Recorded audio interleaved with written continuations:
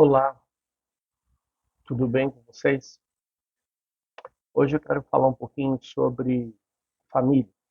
Na verdade, eu vou começar a ministrar uma série falando sobre família, em especial porque eu entendo que estamos no final dos tempos e nós precisamos entender qual é o papel da família em meio ao final dos tempos. As famílias estão preparadas para isso? As famílias estão se preparando para isso? As famílias estão entendendo que os tempos estão se tornando cada vez mais difíceis e que elas precisam se posicionar. Enfim, eu quero falar então, começando do princípio, a família e o final dos tempos. Em face das diferenças existentes e que são enormes entre o homem e a mulher, há uma necessidade permanente de reconhecimento e conhecimento cada vez mais íntimo do casal, e assim buscar sempre a melhora do relacionamento. Há muita frustração nos casamentos, e na maioria dos casos por falta de conhecimento entre os sexos opostos. Eles não se conhecem, vivem anos juntos e não conseguem se conhecer na profundidade. Muitas vezes já sabe como um é, como o outro é, mas sempre vem uma palavra de crítica, uma palavra de juízo sobre aquilo que a pessoa é. Mas a pessoa é, o cônjuge é, o marido é, a esposa é, desde quando eles decidiram se casar. Há uma necessidade premente de aprendizado e conscientização, tanto por parte dos homens quanto das mulheres, entender que eles pensam diferente, agem diferente, sentem diferente, têm reações diferentes, enfim, falam diferente. O homem é, tem na sua essência a racionalidade, ele é bastante racional na maioria dos casos. E a mulher, ela caminha muito pela emoção. E com isso, não se pode dizer que a mulher seja menos inteligente que o homem. Assim como não se pode falar que o homem seja insensível. Somente são ressaltados a forma como eles tomam atitudes, mas os dois são racionais e emocionais.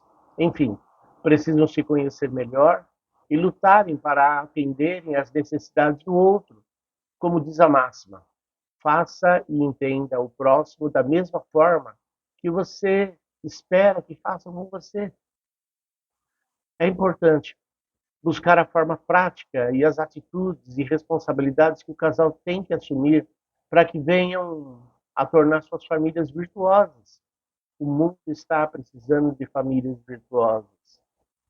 Em Hebreus 2:18 diz assim: porque naquilo que ele mesmo, sendo tentado, padeceu, pôde socorrer aos que são tentados. Em Provérbios 3, de 1 a 7, diz assim: filho meu, não te esqueças da minha lei, e o teu coração guarde os meus mandamentos, porque eles aumentarão os teus dias e te acrescentarão anos de vida e paz. Não te desamparem a benignidade e a fidelidade, ata-as ao teu pescoço, escreve-as na tábua do teu coração, e acharás graça e bom entendimento aos olhos de Deus e do homem. Confia no Senhor de todo o teu coração, e não te estribes no teu próprio entendimento. Reconhece-o em todos os teus caminhos, e ele endireitará as tuas veredas. Não seja sábio aos teus próprios olhos. Teme ao Senhor e aparta-te do mal. São princípios que o Senhor dá para um bom relacionamento a partir da formação da família, do casamento, do casal. Enfim, o que é uma família? Tecnicamente dizendo, é um conjunto invisível de exigências funcionais que organiza a interação dos membros da mesma organização, considerando-a igualmente como um sistema que opera através de padrões transacionais. Vamos lá em Gênesis 1:28. Após criar Adão e Eva, Deus os uniu como marido e mulher. Abençoou-os e lhes disse: frutificai e multiplicai-vos, enchei a terra e sujeitai-a. Então, a formação, a criação da família através dessas duas pessoas, Adão e Eva, houve um propósito. Há um propósito para a existência dela. E para que se cumpra o propósito, existem muitas atitudes a serem tomadas. Em Isaías 45:18 diz assim: porque assim diz o Senhor, que criou os céus, o Deus que formou a terra, que a fez e estabeleceu, que não a criou para ser um caos, mas para ser habitada. Eu sou o Senhor e não há outro.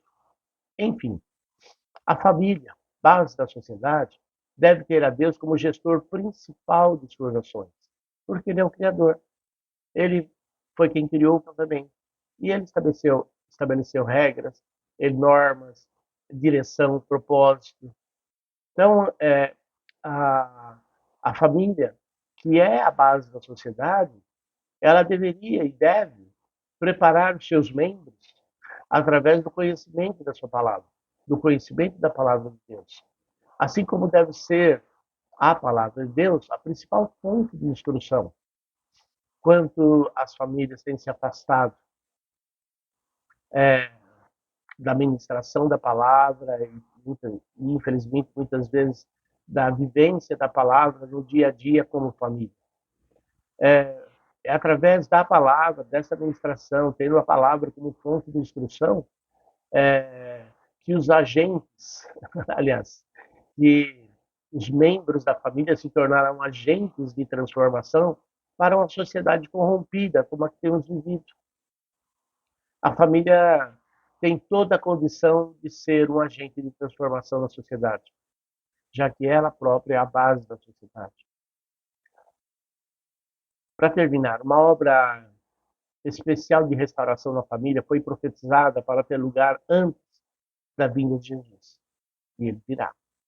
Malaquias 4, 5, 6 diz assim: mas antes que chegue aquele grande e terrível dia, o Senhor lhes enviarei o profeta Elias. Ele fará com que os pais e filhos façam as pazes, para que eu não venha castigar a nação e destruí-la completamente. Olha só, a profecia que Deus dá para as famílias como responsabilidade para que a nação não seja destruída. Essa é uma profecia de restauração da família antes da segunda vinda de Jesus ao mundo. Lembrando novamente, ele virá. Elias é a palavra de Deus que nos foi enviada quando de sua primeira vinda. E hoje, mais do que nunca, ela tem que se fazer presente em meio às famílias tão sofridas em face da pressão exercida através do sistema do mundo. E nós estamos, querendo ou não querendo, nós estamos debaixo da opressão e o sistema desse mundo impõe. É só você observar à sua volta todas as coisas, tudo que acontece. E esse sistema desse mundo, ele causa destruição, separação, divórcios. Mas o grande propósito do Senhor é a transformação a partir de nós e através de nós para uma grande mudança na sociedade. Enfim, as células familiares têm o poder de serem os grandes centros de avivamento do final dos tempos. Depende de cada um de nós, da posição que tomamos. Depende das atitudes que tomamos. Depende da compreensão que devemos ter acerca daquilo que o Senhor espera, do propósito que o Senhor teve para cada uma das nossas vidas e, em especial, como famílias. Será que temos caminhado segundo os propósitos que Ele estabeleceu para a família?